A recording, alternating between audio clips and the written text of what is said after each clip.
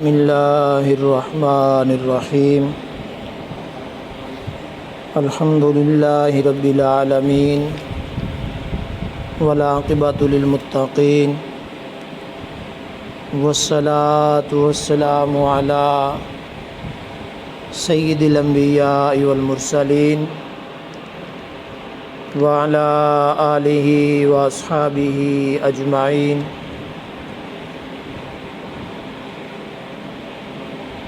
اما بعد فاعوذ باللہ من الشیطان الرجیم. بسم اللہ الرحمن الرحیم. ذالک ومن يعظم شعائر اللہ فإنها من تقوى القلوب لکم فیہا منافع إلی اجل مسمى ثم محلها إلی البیت العتیق وَلِكُلِّ أُمَّةٍ جَعَلْنَا مَنْسَكًا لِيَذْكُرُوا اسْمَ اللَّهِ عَلَى مَا رَزَقَهُمْ مِنْ بَهِيمَةِ الْأَنْعَامِ فَإِلَٰهُكُمْ إِلَٰهٌ وَاحِدٌ فَلَهُ أَسْلِمُوا وَبَشِّرِ الْمُخْبِتِينَ الَّذِينَ إِذَا ذُكِرَ اللَّهُ وَجِلَتْ قُلُوبُهُمْ والصابرین علی ما اصابہم والمقیم الصلاۃ ومما رزقناہم ینفقون. صدق اللہ مولانا العلی العظیم وصدق رسولہ النبی الامین المکین الخنین الکریم الرؤوف الرحیم. ان اللہ وملائکتہ یصلون علی النبی یا ایہا الذین آمنوا صلوا علیہ وسلموا تسلیما. اللہم صلی علی سیدنا و مولانا محمد وعلی آل سیدنا و مولانا محمد وبارک وسلم وصلی علیہ. الصلاۃ والسلام علیک یا سیدی یا رسول اللہ وعلی آلک واصحابک یا سیدی یا حبیب اللہ. مولاي صل وسلم دائما ابدا على حبيبك خير الخلق كلهم منزع عن شريك في محاسنه فجهر الحسن فيه غير منقسم. مولاي صل وسلم دائما ابدا على حبيبك خير الخلق كلهم. اللہ تبارک و تعالی جل جلالہ عم نوالہ کی حمد و ثنا، درود حضور سرور کائنات مغفر موجودات زینت بزم کائنات امام الانبیاء جناب محمد مصطفیٰ صلی اللہ تعالی علیہ وآلہ وسلم کی بارگاہ اقدس میں ہدیہ درود و سلام عرض کرنے کے بعد نہایتی واجب الاحترام معزز و محترم حاضرین و سامعین کرام، ذو الحج کا ماہ مقدس بڑا عظیم المرتبت مہینہ ہے جس کو قرآن مجید برہان الرشید میں والفجر ولیال عشر یعنی اس کے دنوں کی بھی رب نے قسم کھائی اور اس کی راتوں کو بھی اللہ پاک نے قسم کھائی. قرآن مجید برہان الرشید کے اندر مقبول اور معتبر روایات کے مطابق اور تقریباً تمام مفسرین نے اس بات کو نقل کیا ہے کہ سورۃ الفجر جو ہے یہ ماہ ذی الحج کے 10 دنوں کا ذکر کرتی ہے. اس کے ابتدائی 10 دن بڑے بابرکت 10 دن ہیں، تو ان کا ذکر انشاءاللہ العزیز اس کی برکت آئندہ جمعۃ المبارک پر تفصیل سے حدیث پاک کی روشنی میں بڑے ہی فضائل کے حامل ہیں. یہ ابتدائی 10 دن ذو الحج کے، ان کا ذکر آئندہ جمعۃ المبارک پر. آج ہم لوگ تھوڑی سی قربانی کے متعلق، قربانی چونکہ ایک اہم فریضہ ہے اور یہ جو 10 دن ہیں ذی الحج کے، اس کو عرف عام میں حج کا مہینہ اور قربانی کا مہینہ 2 ناموں سے ہم لوگ زیادہ تر جانتے ہیں۔ جو حج کر آتے ہیں، جن کو حج کی توفیق ہو جاتی ہے، وہ پھر حج کے نام سے بھی جاننا شروع کر دیتے ہیں۔ عرف عام میں عام مسلمان جو ہیں اس مہینے کو قربانی کا مہینہ ہی کہتے ہیں کہ اس میں قربانی، بڑی عید، ایک قربانی کا مہینہ اور دوسرا بڑی عید کا مہینہ، اور بڑی عید سے مراد بھی قربانی کا ہی دن ہوتا ہے۔ تو اللہ تبارک و تعالی بڑا غفور الرحیم ہے۔ میں نے گزشتہ جو 2 جمعۃ المبارک پر تفصیل کے ساتھ اس چیز کا بیان کر دیا ہے کہ قربانی سنت ابراہیم علی نبینا علیہ الصلاۃ والسلام ہے، اور یہ اس کا پس منظر یہ ہے کہ حضرت ابراہیم علیہ السلام کو اللہ پاک نے آزمائشوں اور امتحانوں کے اندر مبتلا فرمایا، اور ان میں سے ایک بڑا امتحان حضرت ابراہیم علیہ السلام کا یہ تھا کہ ابراہیم علیہ السلام اپنی سب سے پیاری چیز اللہ کی بارگاہ میں قربان کر دے۔ تو حضرت ابراہیم علیہ السلام نے اونٹوں کی کثیر تعداد کو ذبح کیا، پھر اشارہ ہوا کہ اس سے بھی زیادہ پیاری چیز اللہ کی بارگاہ میں قربان کر دے۔ پھر حضرت ابراہیم نبینا علیہ الصلاۃ والسلام نے اپنے من میں یہ چیز سوچی کہ مجھے سب سے پیاری چیز کیا ہے، تو نتیجے اس پر پہنچے کہ میرا سب سے پیارا سرمایہ اور سب سے پیاری چیز میرا بیٹا حضرت اسماعیل نبینا علیہ الصلاۃ والسلام ہے۔ ہو سکتا ہے رب کا اشارہ اس کی طرف۔ تو قرآن مجید شاہد ہے، حضرت ابراہیم نبینا علیہ الصلاۃ والسلام نے اپنے بیٹے سے مشورہ کیا کہ میں اس طرح کا خواب دیکھ رہا ہوں، اے میرے بیٹے تیری کیا رائے ہے اس بارے میں؟ مشورہ کر رہے ہیں دونوں، چونکہ اللہ کے نبی ہیں، اور اللہ کے نبی کی ہر ادا اللہ کو اتنی عظیم اور پیاری ہوتی ہے، اور اللہ کی منشا ہوتی ہے اس کے اندر۔ تو حضرت ابراہیم علیہ السلام نے اپنے بیٹے سے بیان فرمایا کہ میں ایسا خواب دیکھ رہا ہوں، اب 3را دن ہے، میرے بیٹے بتا تیری اس میں کیا رائے ہے؟ تو حضرت اسماعیل نبینا علیہ الصلاۃ والسلام نے بغیر سوچے اور بغیر سمجھے، بغیر کسی سے مشورہ کیے، اپنے والد ماجد کی بارگاہ میں عرض کیا، یا ابت افعل ما تؤمر ستجدنی انشاء اللہ من الصابرین۔ اب ہمیں کوئی حکم آ جائے تو ہم اس کے بارے میں سوچتے ہیں، کسی سے مشورہ کرتے ہیں کہ یار یہ میں کر لوں یا نہ کروں، لیکن جو اللہ کے پیغمبر اور نبی ہوتے ہیں وہ سوچتے نہیں ہیں۔ رب کا حکم آ گیا، جس طرح کا بھی آ گیا، اس کے سامنے سر تسلیم خم کر دیتے ہیں۔ اب ظاہر ہے حضرت ابراہیم علیہ السلام یا حضرت اسماعیل علیہ السلام کسی دانا سے مشورہ کرتے، حضرت ابراہیم علیہ السلام کسی سیانے بندے سے مشورہ کرنے جاتے تو وہ آگے سے کوئی اور مشورہ دے دیتا، یا اسماعیل علیہ السلام کو جب حضرت ابراہیم علیہ السلام نے بتایا کہ میں یہ دیکھ رہا ہوں کہ اللہ کی بارگاہ میں مجھے بار بار حکم ہو رہا ہے پسندیدہ چیز کو قربان کرو، تو میری نظر میں پسندیدہ ترین چیز میرے بیٹے تم ہو۔ تو کسی سے مشورہ کرتے اسماعیل علیہ السلام کے ابا جی ٹھیک ہے آپ خواب دیکھ رہے ہیں، آپ کو اشارہ مل رہا ہے، پر میں اپنی امی جان سے تو مشورہ کر لوں، اپنی والدہ ماجدہ سے مشورہ کر لوں، یا کسی سیانے بندے سے، بڑے ہیں علاقے کے اندر، ان میں سے کسی ایک سے مشورہ کر لوں۔ نہیں، نہ حضرت ابراہیم علیہ السلام نے مشورہ کسی سے مانگا، نہ حضرت اسماعیل علیہ السلام نے یہ خواہش ظاہر کی کہ میں کسی سے یا اپنی امی جان سے مشورہ کر لوں، ہو سکتا ہے اس کی کوئی اور تعویل نکل آئے۔ فوراً ہی حضرت ابراہیم علیہ السلام کی بارگاہ میں عرض کر دیا یا ابت افعل ما تؤمر ستجدنی انشاءاللہ من الصابرین۔ ابا جی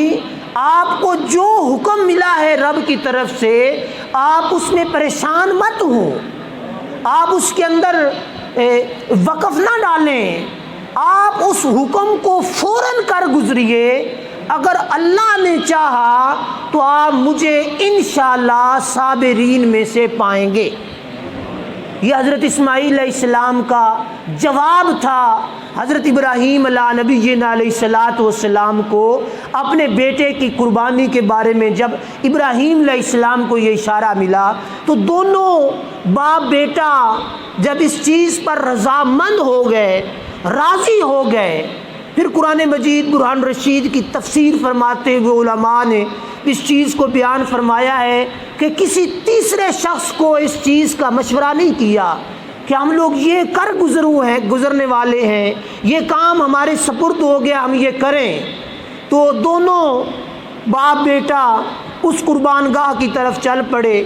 جہاں آج حاجی صاحبان قربانیاں کرتے ہیں، اور فلسفہ قربانی جہاں سے جنم لیتا ہے اس مقام اور قربان گاہ کی طرف حضرت ابراہیم علیہ السلام اور حضرت اسماعیل علیہ السلام چھری بھی لے لی، رسی بھی لے لی، دونوں باپ بیٹا۔ اب جانور کوئی نہیں ہے، ہم نے اپنے گریبانوں کے اندر جھانک کر اپنا مطالعہ کر کے اس مقام سے آگے نکلنا ہے۔ باپ قربان کرنے جا رہا ہے اور بیٹا قربان ہونے جا رہا ہے۔ رب کی بارگاہ میں کتنے وہ مقبول بندے تھے اور کتنے بڑے امتحان کی طرف وہ لوگ جا رہے تھے۔ تو جب انہوں نے کسی سے تیسرے شخص سے مشورہ نہیں کیا تو پھر تیسرا شخص خود ہی آ ٹپکا، جس کو عرف عام میں ہم لوگ شیطان کہتے ہیں۔ اس نے پھر بارہا روکنے کی کوشش کی، چونکہ حضرت ابراہیم علیہ نبینا علیہ السلام مقام نبوت پر فیض یاب تھے اور مقام رضا پر فیض یاب تھے۔ جب وہ انسانی شکل میں آیا تو آپ کی بارگاہ میں اس نے عرض کیا، حضرت ابراہیم علیہ السلام کو سمجھایا کہ آپ تو بڑے دانا ہیں، بڑے سمجھدار ہیں، اللہ پاک نے 90 سال کے بعد بڑی دعاؤں اور بڑی التجاؤں کے بعد بڑے عرصے کے بعد اللہ پاک نے بیٹا دیا ہے، آپ اپنے دماغ سے اور دل سے اس چیز کا فیصلہ کیجئے، آپ اس کی گردن پہ چھری چلا دیں گے، یہ تو بڑا عجیب کام ہوگا، آپ ایسا نہ کیجئے۔ تو حضرت ابراہیم علیہ السلام فوراً سمجھ گئے جو رب کے رستے میں رکاوٹ بنے وہ میرا ہمدرد اور میرا ساتھی نہیں ہو سکتا، میرا رفیق اور مجھ سے محبت کرنے والا نہیں ہو سکتا۔ تو آپ نے زمین سے پتھر اٹھائے اور پتھر اٹھا کر لا حول ولا قوت الا باللہ العلی العظیم پڑھا اور اس کو 7 پتھر مارے۔ تو اللہ تبارک و تعالیٰ کو وہ ادا اتنی پسند آ گئی تو اللہ پاک نے فرمایا ابراہیم علیہ السلام آپ نے یہ پتھر مارے ہیں، میں رب ان پتھر مارنے کو قیامت تک یاد رکھوں گا، اور امت مسلمہ سے سارے مسلمانوں سے میں یہ سنت تازہ کروا کے رہوں گا کہ جب بھی کوئی آئے گا ان کو شیطان نظر تو نہیں آئے گا، آپ کو تو نظر آ گیا، ان کو نظر نہیں آئے گا، پر تیری یہ ادا مجھے اتنی عظیم اور محبوب ہے، جب بھی کوئی آئے گا اس کو کہوں گا حج بڑا مشکل ہے اور سب سے مشکل مرحلہ یہ پتھر مارنے کا ہے، پتھر اکٹھے کر اور صبح ہوتے سب سے پہلا کام جو تو نے کرنا ہے وہ اس بت کو، اس دیوار کو تو نے پتھر مارنے ہیں، تب جا کے تیری سنت پوری ہوگی۔ تو یہ ادائیں اللہ تبارک و تعالیٰ نے رکھ دیں، اور پھر حضرت اسماعیل علیہ السلام کے پاس وہ آیا، 3 مقامات پر وہ پتھر ہیں، 3 دفعہ وہ آیا شیطان انسانی شکل کے اندر بن کر۔ تو حضرت اسماعیل علیہ السلام نے بھی اپنے ابا جی کی ادا کو برقرار رکھا، فرمایا جو رستے میں رکاوٹ بن کے آ رہا ہے وہ ہمارا رفیق نہیں ہو سکتا، ہمارا دوست نہیں ہو سکتا، ضرور بر ضرور یہ کوئی شیطان کی شکل ہے جو ہمیں اللہ کی بارگاہ سے ورغلانا چاہتا ہے، دور ہٹانا چاہتا ہے۔ تو حضرت اسماعیل علیہ السلام نے بھی پتھر اٹھایا اور اس کو شیطان کو مار دیا۔ تو تو 3 مقام ہیں جب تینوں مقام پر وہ آیا، اور تیسرا مقام تھا جب دونوں باپ بیٹے سے وہ مایوس ہو گیا کہ ان میں سے کوئی بھی اس چیز کی طرف، میری بات کی طرف توجہ نہیں کر رہا۔ ہمیں تو آج تھوڑا سا بھی بات آئے نا، ہم لوگ صدقہ کر دیں، خیرات کر دیں، قربانی کرنے لگیں تو پھر بھی وہ ہمیں آگے سمجھاتا ہے، اوہ بڑا مشکل کام ہے، تو بڑا غریب بندہ ہے، سارا دن محنت مزدوری کر کے اب اتنے حالات تیرے نہیں ہیں کہ تو 15-16 ہزار روپے کی قربانی کرے، تیرے پہ قربانی واجب نہیں ہے۔ یا ہم لوگ گھر میں رات کو بیٹھ کے فیصلہ کر لیتے ہیں۔ تو ابراہیم علیہ السلام اور اسماعیل علیہ السلام نے تو لا حول ولا قوت الا باللہ العلی العظیم پڑھ کر اس کا رد فرما دیا، اور پھر تیسرا آپشن جو مشکل ترین تھا وہ حضرت اسماعیل علیہ السلام کی والدہ ماجدہ کے پاس چلا گیا کہ ماں کا دل بڑا نرم ہوتا ہے، ماں کے دل کے اندر بڑی محبت ہوتی ہے، بیٹے کی بڑی محبت ہوتی ہے، اور پھر جب میں جا کے اس کو کہوں گا آپ کی والدہ ماجدہ کو، حضرت ابراہیم علیہ السلام کی زوجہ محترمہ کو، وہ میری بات ضرور مان جائیں گی۔ تو وہ انسانی شکل میں، بشری شکل میں آ گیا اور آ کر کہنے لگا کہاں ہیں حضرت ابراہیم علیہ السلام اور اسماعیل علیہ السلام؟ تو حضرت ابراہیم علیہ السلام نے گھر میں تو بتایا تھا کہ ہمیں ایک مہمان کے ہاں جانا ہے، ہماری دعوت ہے۔ تو آپ نے بیان فرمایا کہ وہ تو کسی کے ہاں گئے ہیں مہمان بن کر، ان کی دعوت ہے آج کسی نے بنائی ہوئی ہے۔ تو اس شیطان نے پھر آگے سے ورگلایا دعوت کوئی نہیں ہے۔ ابراہیم علیہ السلام گھر سے رسی بھی لے کے گئے ہیں، چھری بھی لے کے گئے ہیں، کرنے کیا گئے ہیں؟ حضرت اسماعیل علیہ السلام کو ذبح کرنے گئے ہیں۔ تو والدہ کے دل کے اوپر بڑا سخت اور ناگوار گزرا ہوگا۔ آپ نے فرمایا یہ کس نے کہا ہے، یہ کیوں کرنے جا رہے ہیں حضرت ابراہیم علیہ السلام اور اسماعیل علیہ السلام؟ تو اس کی زبان سے بے اختیار یہ نکل گیا، کہنا نہیں چاہتا تھا کہ حضرت ابراہیم علیہ السلام کو اللہ کا حکم ہو گیا ہے، اللہ کا حکم ہوا ہے کہ اس کو قربان کر دے۔ تو حضرت بی بی ہاجرہ رضی اللہ تعالی عنہا نے پتھر اٹھائے اور اس کو لا حول ولا قوت پڑھ کر اس کو 7 پتھر مار دیے۔ فرمایا کہ جو رب کا حکم ہے، تو جب رب کا حکم ہے تو میں کون ہوتی ہوں رب کے حکم میں رکاوٹ بننے والی؟ وہ دونوں باپ بیٹا راضی ہیں تو میں بھی راضی ہوں، جس طرح رب راضی ہے میں بھی اسی طرح راضی ہوں، میں رکاوٹ نہیں بنوں گی۔ تو یہ تھا فلسفہ قربانی کی اصلیت۔ اور پھر تاریخ بیان کرتی ہے کہ حضرت ابراہیم علیہ السلام اپنے بیٹے کو لے کر اس مقام پر پہنچ گئے جہاں قربانیاں کی جاتی ہیں۔ تو پھر محبت پدری اور محبت والد، یہ ساری شخصیات کے مقام سامنے تھے۔ تو حضرت اسماعیل علیہ السلام نے اپنے والد سے عرض کیا آپ اللہ کے نبی ہیں، بڑے لاڈلے ہیں، مقام رضا پر بھی ہیں، لیکن ہو سکتا ہے جب آپ چھری چلائیں تو محبت جو ہے وہ غالب آ جائے، تو آپ اپنی آنکھوں پہ پٹی باندھ لیجئے۔ مختلف روایات نے یہ چیز بیان فرمائی ہے۔ تو باپ نے کہا بات تو تم ٹھیک کہتے ہو، کہیں ایسا نہ ہو کہ جب میں چھری چلانے لگوں تو اللہ کی محبت کے رستے میں کوئی اور محبت جاگ پڑے۔ تو آپ نے اپنی آنکھوں پہ پٹی باندھ لی اور چھری کو پتھر پر رگڑ لیا، اور رگڑ کر پھر جب آنکھوں پہ پٹی باندھ کر چھری کو چلایا تو چھری ہے کہ چلنے کا نام ہی نہیں لے رہی، چھری ہے چلنے کا نام نہیں لے رہی۔ جبرائیل امین کو رب نے حکم دے دیا جبرائیل یہ تھا امتحان دونوں باپ بیٹے کا، اب اس سے آگے ان کا گلا کٹوانا بھی مقصود نہیں ہے، یہ دنیا انسانیت کو سبق دینا مقصود ہے کہ جب اللہ کا حکم آ جائے تو پھر بیٹا ہو، اولاد ہو، محبت ہو، سالوں بعد نصیب ہو، رب کے حکم کے سامنے قربان کر دینا یہ بھی تھوڑا ہے۔